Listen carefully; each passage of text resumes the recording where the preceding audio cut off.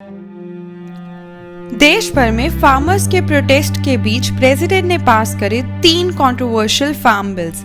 आइए जानते हैं क्या है इन बिल्स में। पहला बिल, सिंपल शब्दों में बात करें तो ये बिल है मंडी के रिलेटेड। हर स्टेट का अपना एक मंडी के रिलेटेड एक्ट होता है। इसको हम एक एग्जाम्पल को लेके समझते हैं कि किस तरीके से फार्मर्स मंडी में अपनी फसल को सेल करते हैं। मान लीजिए ये अवतार है जो कि एक किसान है। अवतार ने अनाज उगाया और उसको बेचने के लिए वो अपने एरिया की मंडी में जाएगा। ये भी स्टेट गवर्नमेंट तय करती है कि कौन से एरिया की मंडी कहाँ होगी और आप सिर्फ अपने एरिया की मंडी में ही अपने प्रोड्यूस को सेल कर सकते हो। अब वहाँ जाके अब अवतार सेल किसको करेगा? मंडी में बहुत से मिडिलमैन होते हैं जिसको हम कहते हैं आड़तियास। इन लोगों को स्टेट गवर्नमेंट से लाइसेंस लेना पड़ता है फार्मर्स के साथ ट्रांजैक्शन करने के लिए। तो अब अवतार क्या करेगा? अवतार अपने अनाज को आड़तिया को बेचेगा। आड़तिया उस अनाज को ट्रांसपोर्ट करवाएगा शहर में बैठे होलसेलर को वो पूरा अनाज बेच देगा। होलसेलर आगे उस अनाज को छोटे छोटे रिटेलर्स को बेचेगा और अल्टीमेटली जब तक हमारे पास यानी अल्टीमेट कंज्यूमर्स के पास वो फसल आएगी, वो अनाज आएगा, तब तक उसका प्राइस हो जाएगा 20 से 30 रुपये पर केजी। लेकिन उसके लिए फार्मर को मिले हैं 2 से 3 रुपये पर केजी। में बहुत सारी प्रॉब्लम्स हैं। पहली प्रॉब्लम है इतने सारे मिडिलमैन होने के कारण फार्मर को उसकी प्रोड्यूस का सही प्राइस नहीं मिल पाता। दूसरी प्रॉब्लम ये है कि किसी भी मिडिलमैन के लिए, ट्रेडर के लिए बहुत ही इजी है लाइसेंस गेट करना। सिर्फ आपको पॉलिटिकल लिंक चाहिए और ऐसे लोग क्या करते हैं, एक दूसरे के साथ डील कर लेते हैं कि हम इकट्ठे मिलकर फार्मर से इससे ज़्यादा प्राइस में उसकी फसल नहीं खरीदेंगे, जिसके कारण फार्मर्स को एक्सप्लॉयटेशन का सामना करना पड़ता है। और इन्हीं प्रॉब्लम्स के चलते गवर्नमेंट ने क्या कहा कि हम एक सॉल्यूशन देते हैं, वो है ये बिल। और सॉल्यूशन क्या है कि अब फार्मर्स मंडी के अलावा भी अपनी प्रोड्यूस को सेल कर सकते हैं, चाहे वो डायरेक्टली कस्टमर्स को सेल करें, चाहे वो प्राइवेट पार्टीज़ को सेल करें, या किसी भी और मंडी में जाकर, किसी और सिटी की, डिस्ट्रिक्ट की मंडी में जाके सेल करें, वो सब पॉसिबल है। प्लस मंडी में अगर आप कोई भी ट्रांजैक्शन करते हो तो उसके लिए आपको स्टेट गवर्नमेंट को टैक्स देना पड़ता है। लेकिन इस नए बिल के अकॉर्डिंग अगर आप मंडी के बाहर कोई भी ट्रांजैक्शन करोगे उसके लिए ना आपको कोई फीस देनी पड़ेगी, ना कोई टैक्स देना पड़ेगा। तो अब इस पूरे सिस्टम में प्रॉब्लम क्या है? फार्मर्स इसे क्यों प्रोटेस्ट कर रहे हैं? एक्चुअली फार्मर्स को डर है कि जिस तरीके से गवर्नमेंट ऐसे बिल पास कर रही है जिसमें प्राइवेट पीपल के लिए ये बहुत ही लुक्रेटिव कर दिया गया है कि उन्हें कोई टैक्स देने की ज़रूरत नहीं, कोई फीस देने की ज़रूरत नहीं, तो गवर्नमेंट जो है वो प्राइवेटाइजेशन की तरफ बढ़ रही है। और यही डर है फार्मर्स का कि अगर ऐसा करते करते गवर्नमेंट ने मंडीज़ को बंद कर दिया तो फिर फार्मर के पास कोई चॉइस नहीं होगी और उसको प्राइवेट कंपनीज को ही अपनी प्रोड्यूस सेल करनी होगी और प्राइवेट कंपनीज फार्मर्स को एक्सप्लॉइट कर सकती हैं। मिनिमम प्राइस से कम प्राइस पे हो सकता है फार्मर्स को अपना प्रोड्यूस प्राइवेट कंपनीज को बेचना पड़े। तो यही डर के कारण फार्मर्स जो हैं वो इस बिल का प्रोटेस्ट कर रहे हैं। इसमें एक और चीज़ भी आती है, वो है एमएसपी यानी कि मिनिमम सपोर्ट प्राइस। 22 ऐसी क्रॉप्स हैं जिनका मिनिमम प्राइस सरकार तय कर देती है कि अगर इन क्रॉप्स का प्राइस जो है, मार्केट प्राइस, कॉस्ट से नीचे चला गया तो सरकार वो मिनिमम प्राइस दे के फार्मर से वो क्रॉप्स खरीद लेगी ताकि किसान को नुकसान ना हो पाए।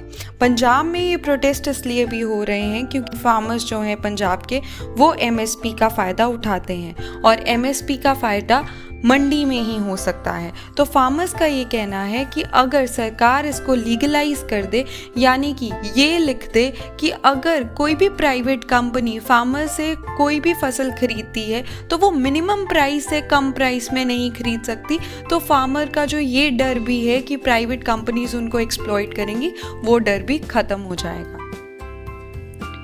अब बात करते हैं दूसरे बिल की।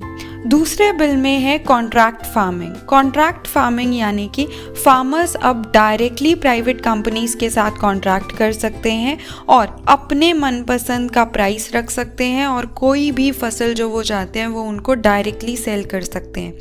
कोई मिडिल मैन नहीं है, इसीलिए ये कॉन्ट्रैक्ट जो है हो सकता है, पॉसिबल है और फार्मर्स के लिए बेटर होगा, ऐसा गवर्नमेंट का कहना है।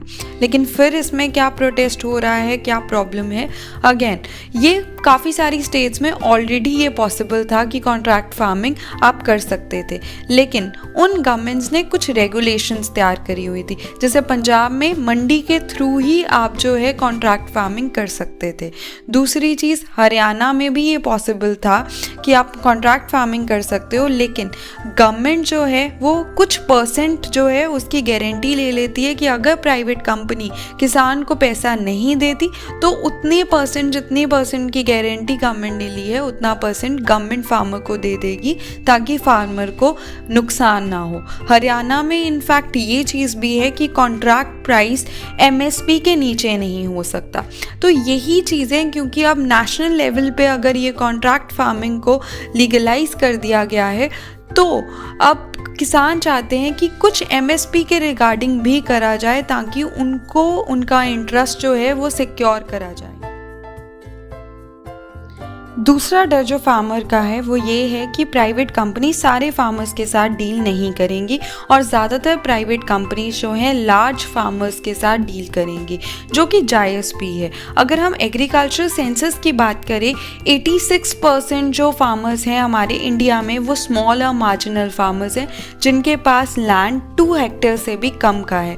तो उनको यही डर है कि प्राइवेट कंपनीज उनको अप्रोच नहीं करेंगी और अगर मंडी भी नहीं रही तो फिर वो मिनिमम प्राइस कहाँ से लाएंगे? उनको अपनी प्रोड्यूस मिनिमम प्राइस से भी कम प्राइस पे सेल करनी पड़ेगी, क्योंकि उनके पास ना तो इतने रिसोर्सेज हैं कि वो बाहर जाकर किसी और सिटी में जाकर अपने प्रोड्यूस को सेल कर सके। तो ये भी डर जो है फार्मर को इस रिलेशन में है और इसीलिए वो प्रोटेस्ट कर रहे हैं। आखिरी बिल में असेंशियल कमोडिटीज़ एक्ट के अंडर कुछ चेंजेस करी गई हैं। असेंशियल कमोडिटीज़ एक्ट कहता है कि कुछ वस्तुएं हमारे लिए बहुत ही ज़रूरी हैं और उनकी प्रोडक्शन, सप्लाई और डिस्ट्रीब्यूशन को गवर्नमेंट कंट्रोल करती है। अब चेंजेस क्या करी हैं? कुछ कमोडिटीज़ इस असेंशियल कैटेगरी से बाहर निकाल दी गई हैं। वो कमोडिटीज़ हैं आलू, प्याज, अनाज, दालें, ऑयल सीड्स, एडिबल ऑयल्स। यानी कि गवर्नमेंट अब इनकी प्रोडक्शन, सप्लाई पे कोई भी कंट्रोल या रिस्ट्रिक्शन नहीं लगा सकती, एक्सेप्ट जबकि वॉर का टाइम हो या प्राइस बहुत ही ज़्यादा हाई चला जाए या फिर कोई नेचुरल कैलेमिटी आ जाए। पर इकोनॉमिस्ट का कहना है इसका नुकसान क्या होगा, क्योंकि गवर्नमेंट प्राइवेट प्लेयर्स को इतनी ज़्यादा फ्रीडम दे रही है तो प्राइवेट प्लेयर्स क्या कर सकते हैं? इन चीज़ों को होल्ड करके रख सकते हैं, जिसके कारण इन चीज़ों का प्राइस बढ़ सकता है, जो कि आम आदमी के लिए प्रॉब्लमेटिक हो सकता है। ये थे 3 कंट्रोवर्शियल बिल्स। इनको स्टडी करके इतना तो साफ है कि गवर्नमेंट की इंटेंशन में कमी नहीं थी, एग्जीक्यूशन में थी। जिनके बेनिफिट की बात करी जा रही है उन्हें अगर पूछ लिया जाता कि उन्हें क्या चाहिए तो नेचुरली बेटर होता, क्योंकि अक्सर डॉक्यूमेंट्स में और ग्राउंड रियलिटी में ज़मीन आसमान का फ़र्क होता है। अगर आपको इस वीडियो से कुछ भी नया पता चला हो, कुछ नया सीखने को मिला हो, तो प्लीज़ आप सब्सक्राइब कर सकते हैं, लाइक कर सकते हैं और शेयर कर सकते हैं मेरे चैनल को, और ऐसी ही नई चीज़ों के बारे में और जानकारी ले सकते हैं। Thank you.